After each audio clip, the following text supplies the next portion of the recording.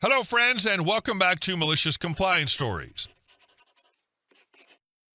Let's kick off with a story that proves not all bad neighbors are just loud or messy. Some are manipulative, entitled, and weirdly bold, like the woman who locked a baby in a car, smoked through shared vents, and bragged about knowing the landlord. But before we begin, best way to support our channel is to leave comments, like, and subscribe with the turned-on bell so you don't miss the new video every single day.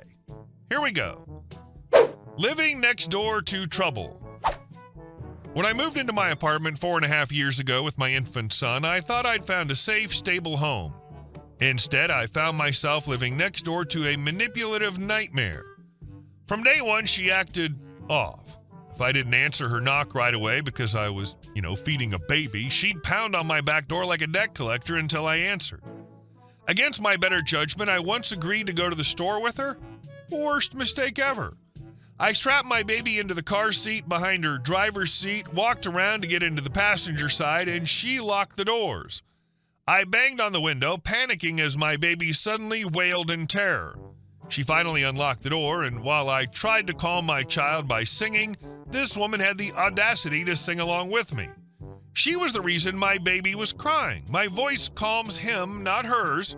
That was the first moment I realized something was deeply wrong with her. I tried to distance myself, but the harassment just kept building. Our complex has a no-smoking policy, yet she smoked cigarettes in her bathroom, pumping the stench through our shared vents. When I asked her to stop, she lied, got defensive, and then escalated into stealing from me.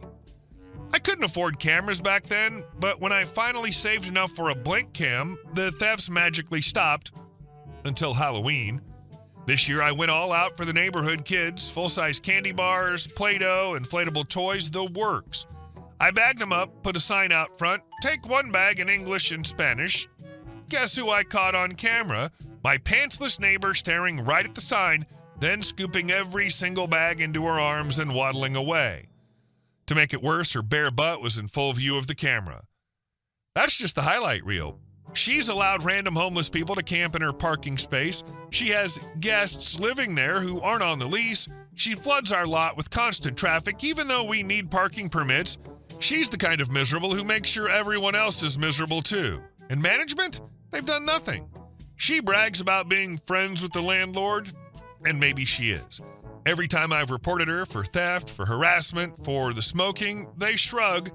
The police haven't been much help either. I filed reports. Nothing happened. But here's where karma starts turning the wheel. After the Halloween theft, I sent the footage to management and the police. They couldn't ignore it anymore. A deputy actually called me back, 39 days late, but still. We're in phone tag right now, but there's finally a case number tied to her. If she steps out of line again, the file isn't empty anymore. It's a pattern. And then came my lease renewal. Normally they jack up my rent by the maximum 10%. This year, only 4%. Maybe management knows this witch is making my life hell. Maybe they're afraid I'll walk and call them out publicly. Either way, it feels like a tiny win. I know some people will say, just move. Believe me, I've looked. Vacancy in my area sits at about 2%. Prices are brutal. But I also refuse to let her run me out. She's been tormenting tenants here long before me, and if I leave, she'll just do it to the next person. So I'm standing my ground. I've got cameras, I've got a paper trail, I've got the cops on record. She can't keep this up forever. And the next time she decides to dump her drama on my doorstep, she won't just be facing me, she'll be facing the law. Don't let anyone gaslight you into thinking you're the problem. You're documenting, reporting, and standing your ground. That's the right play. It may take time, but with the paper trail you've built, you're far more likely to win this one than the neighbor is. And our second story. Going to send me home early? Okay, if that's what you really want. Happened a few years ago. I was working for a small mom-and-pop auto shop and had been there for a while. We had a pretty good routine, and the manager was a really nice, friendly guy who I'm still friends with to this day. The shop got bought out by a franchise, so there were some big changes going on. They hired a new assistant manager to help the previous manager. I was the only mechanic working for the entire 4-bay shop. The manager was also a mechanic and would frequently help me out, but the suit said that because he's a manager, he can't be seen working on cars because then he'll be dirty and unpresentable or some BS.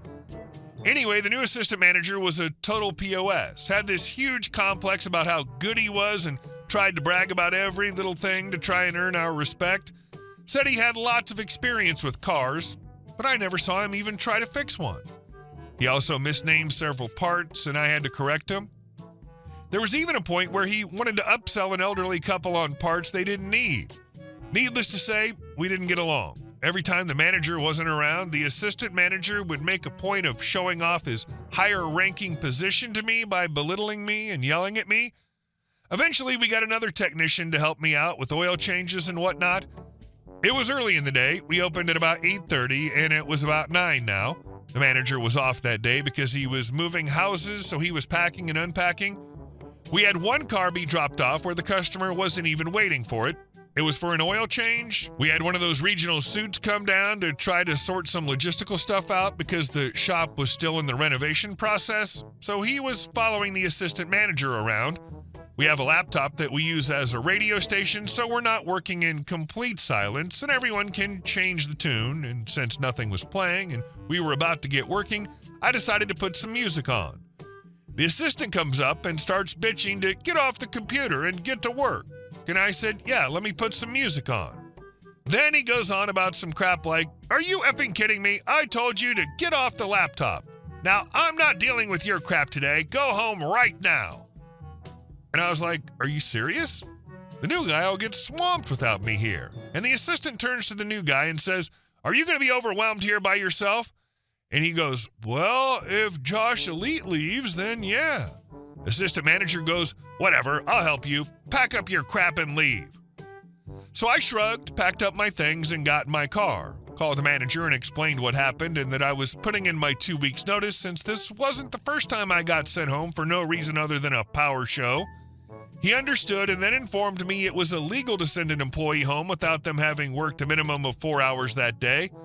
True to my word, I quit after 2 weeks, and from what I heard, the assistant manager got an earful from the manager and the regional supervisors about treating his employees like that. And because they were short one mechanic, me, the manager, made the assistant manager work in the shop, and he hated that, so he himself ended up quitting. I got a new job almost immediately because I work in trades, but the assistant manager tried to call me months later to hang out. Yeah, no thanks, buddy. Enjoy job hunting.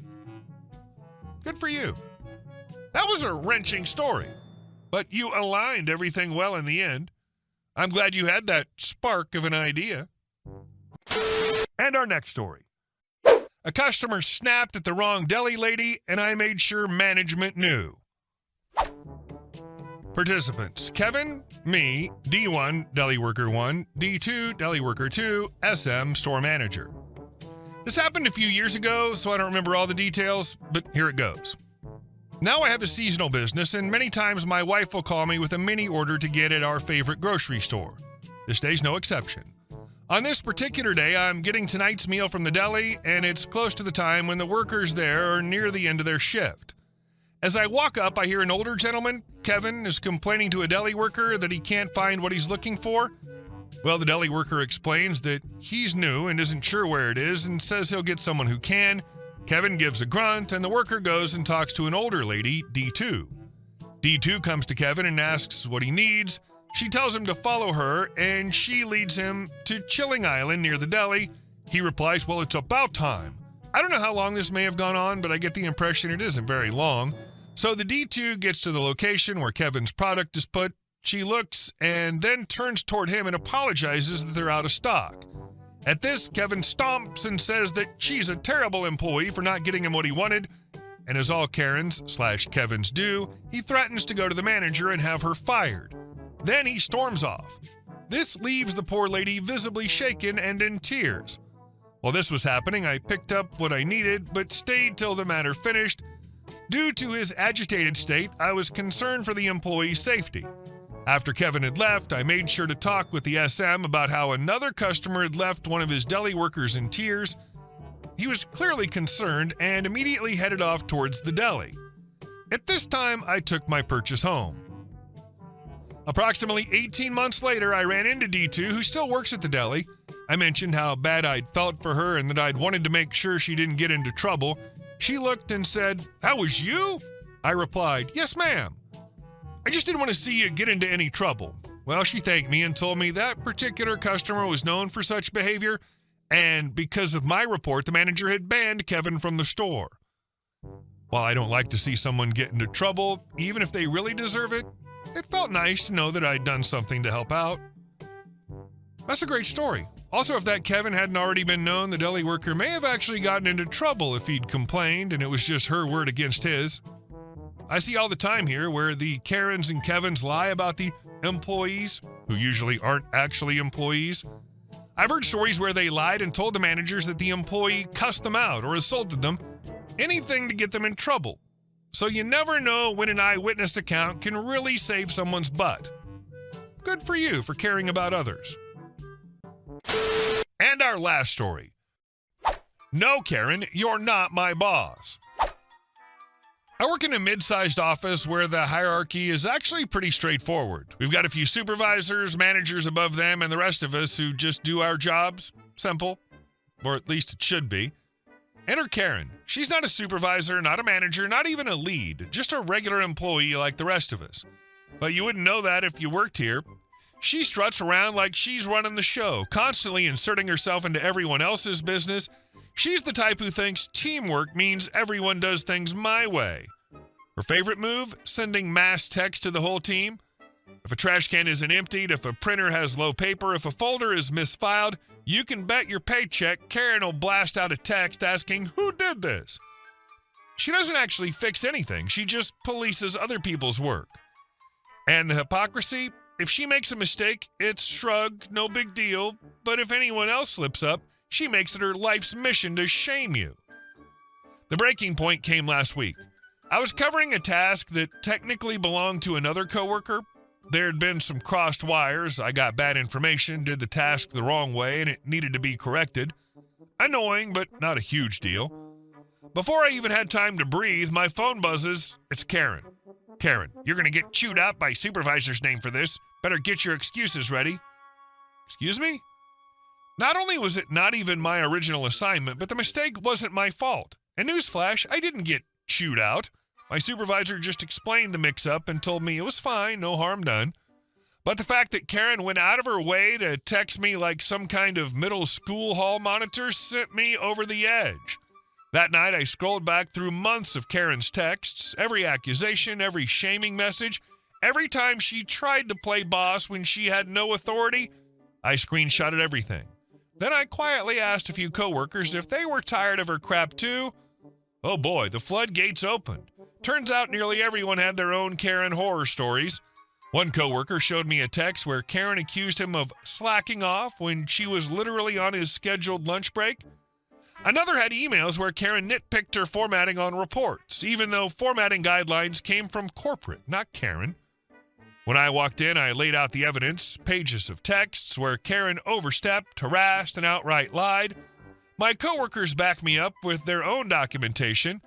I explained how her constant nitpicking and fake authority was creating a toxic work environment and how morale was tanking because of her. HR didn't look surprised. In fact, the rep sighed and said, "You're not the first person to bring her up, but this is a pattern we can't ignore." The following week, we came into the sweetest sight. Karen's desk empty. Her nameplate gone. Rumor was she got called into a final meeting with HR where she tried to argue that she was just trying to hold people accountable. HR apparently didn't buy it. She was officially terminated for harassment and workplace disruption. The fallout was glorious. Productivity immediately went up because nobody was dealing with constant interruptions and accusatory texts. The office atmosphere lightened overnight. We could breathe again without worrying about Karen storming over to demand why we weren't doing things correctly. A few days later, someone in HR accidentally forwarded me an internal memo. It listed her termination reason in one blunt sentence. Employee was acting in a supervisory capacity without authority and repeatedly created a hostile work environment for peers. Ouch! That's not the kind of line you want on your employment record. So now, whenever I think about Karen trying to intimidate me with, "You're gonna get chewed out," I laugh because in the end, the only person who got chewed out and then spit out was her. And yes, my supervisor even joked about it later. Guess you don't have to worry about Karen's texts anymore. Damn right I don't.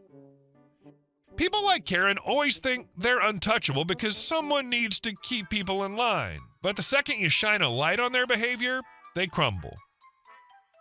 Hey guys, thank you all for watching the video. I'll see you in the next one.